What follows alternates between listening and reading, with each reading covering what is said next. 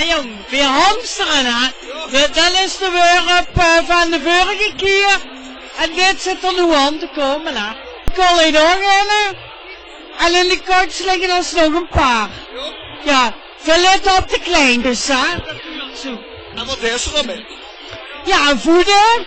En we voeden ze ook een beetje op voor de vastelavond, hè?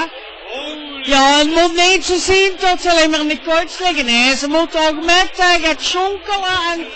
Ik heb ze een voedingsbejak. Zeker, dat is lekker makkelijk, hè? Onder jasje dat je... Groeit toch het beste van? Hè? Groeien ze toch het beste van? Ja, en die van mij ook? Chile, ik heb gisteren veilig thuis moeten bellen, hè? Ze ging naar huis, door de sneeuw. Ik bel erop, ik ben thuis. Ik nog niet, zegt ze. Ik ben onderweg. Maar ik zet hem in de kelder, want ik wil doorslapen. Nee, ik ben er niet trots op. Ik heb wel lekker geslapen. Ik wil een Belg, dan is het normaal dat ze de kinderen in de kelder duwen, hè? Maar hij nog niet, hè? Nee, bij ons kunnen ze gewoon de kinderen in de kelder duwen, hè?